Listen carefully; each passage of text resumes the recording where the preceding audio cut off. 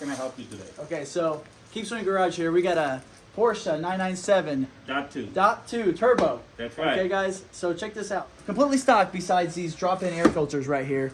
And it's cool because, you know, I feel like this is a way better design. You get more surface area on the filters. It's a drop-in. It's factory.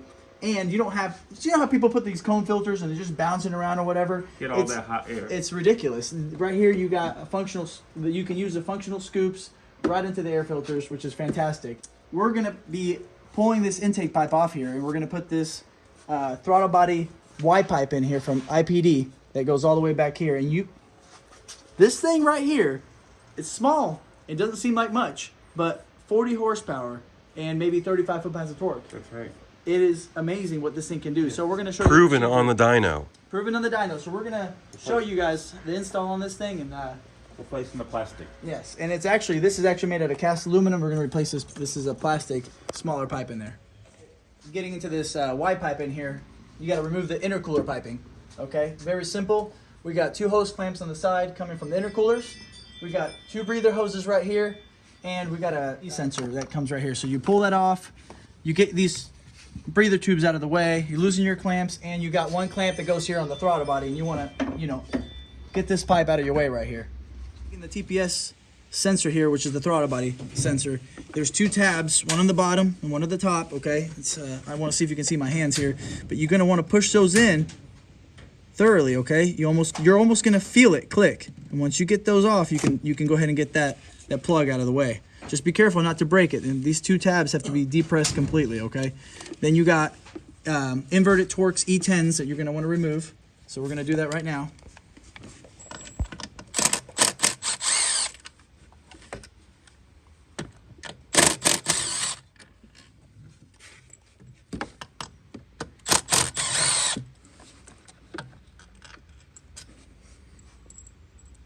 And then there's, after this E10 down here, there's going to be a 10 millimeter nut that you might want to remove. It might make it easier for you to access the Y pipe. I'm going to snake this throttle body out of the way first, okay? And then we can remove this so we can snake that Y pipe out of the way. Now we can do a comparison between Y pipes. I don't know if you guys notice, not only is the mouth bigger, but the flow. Look at this one, hits a wall, and this one has a nice flow down into the engine right here. I don't know if you notice a big, there's a big difference, and also in size. So look at the diameter, look at the opening, look at the flow. This one you can just do a couple turns, and actually you can just slide it out. You don't have to completely remove, and you need to rotate them. They're actually a little stiff. You got to get your hand down here. Corrugated vacuum tubes, so just, something to think about. Be careful around them. Sometimes it can become brittle and you can break them. So then you get it here, and you're going to twist these collars just like that to loosen that Y pipe on both sides. There should be 2 vacuum lines behind it. And there's going to be 2 vacuum lines behind here that you're going to have to get your hand, snake it. You got to depress. It's hard to see. You got to depress these buttons in here and pull these vacuum lines out of the way. It's a little tight, but it's enough room to get your hands in there. Well, you can take this. No, I got Most it. people take these bars off right here. This bar? Yeah, I already got it. But yeah, I know what you're saying. There should be one more. Yeah, I see it. I'm getting it. Is that a clip in too? Yes. What's that kind of made it easy? Or at least made it a quick one. Not very friendly. It's a Porsche, man. You're gonna be fucking struggling in there for a while. I know. Good luck. It's just getting to be able to pinch it. Oh man, it's no joke. Yeah, keep recording all that. There we go. Whew. Okay, so then you got your 2 vacuum lines off. Then you're gonna want to try to snake this thing out of here. And there is your factory Y pipe. Now that we got that pipe out of the way, maybe I can show you guys how these come out. So these have 2 trigger buttons on each side that open up the retainer clip in there. So you have to get your fingers, open that up, push those in all the way as much as possible, and then push the line off. So here's just so you can see the comparison of both pipes. Kind of self-explanatory. I mean, look how much bigger this pipe is. Look in here how this one has way better flow, way larger ports. It's just a much better design. Also, this here on the factory pipe is blocked off. So these would be both of your connections for your what I want to do is this pipe is going to be very tight, because remember we had the twist locks on the other ones that let us just pull it out straight. We're going to have to fit this pipe in. It's a bit longer. So what I would do is I would set these worm clamps in here already to the side. Maybe put some soapy water or some sort of lubricant to push this rubber hose flush with the pipe. That way we can get it in there and slide it in, and then slide the coupler to the correct location.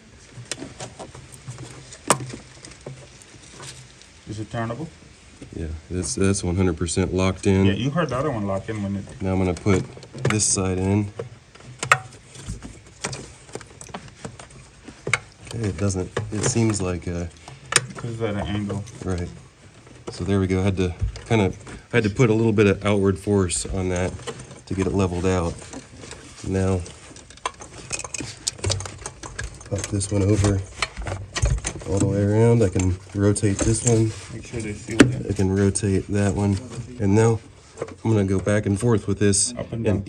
even out this polished aluminum lip so that it's perfect on both sides. Now we're gonna slide these clamps back over, and we're gonna tighten these worm clamps Backwards because So that we're we- anal. so that we can't see them back here. So they're very difficult to remove and tighten. But first I'm gonna plug these vacuum lines back in. This one on top.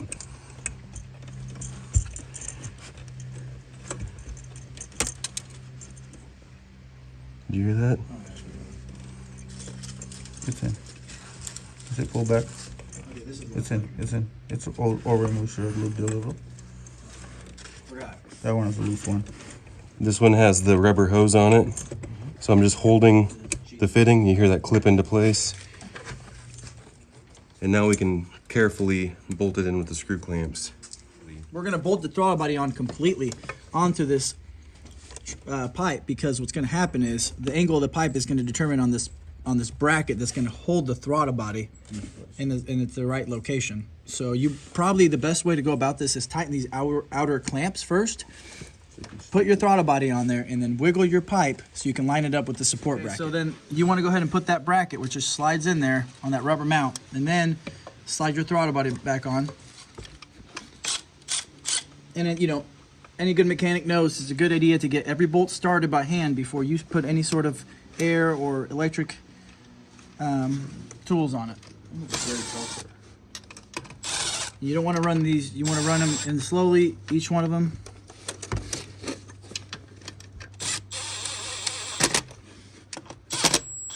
And one I like to do once I made contact, I like to now use a actual ratchet. Keep in mind, this is an aluminum piece. You can pull the threads out really easy in aluminum, so I'm gonna go ahead and just use my 1/4-inch ratchet and just snug those up, make sure they're tight, instead of using any kind of air or, electric impact on them. With your favorite tool ever, the one I told you to buy.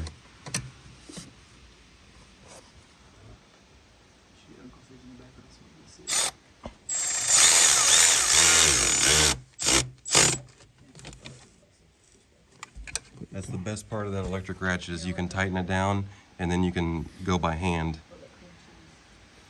Milwaukee? Is this any good? Long neck, 1/4 drive, that's my favorite power tool. Sometimes it's good, sometimes it's not. I want to get these clamps nice and straight. Evenly on the lip.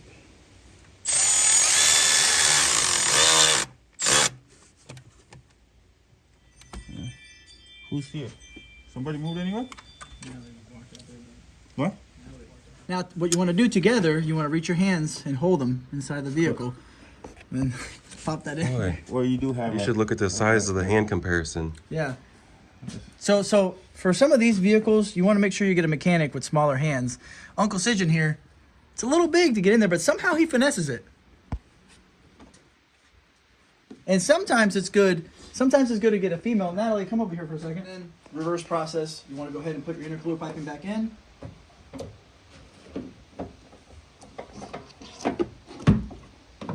Takes a little bit of finessing. Make sure you move your breathers out of the way. And it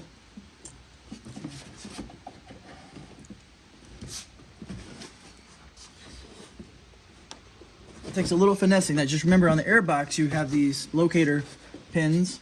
You want to get those back in the air box so that intercooler piping slides in the right spot.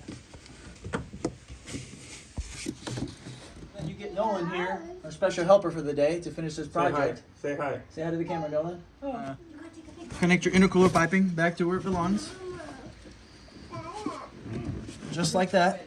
And obviously reverse process, air tubes, go back in there, and then you have a few vacuum ports that you're going to want to plug in and tighten everything up. And make sure you plug in your map sensor, which is here at the top, and the install is done. After you put these spring clamps on them, but we're actually going to replace this pipe with the same brand IPD. So this was just for mock purposes. We might do another video when this pipe comes in for comparison.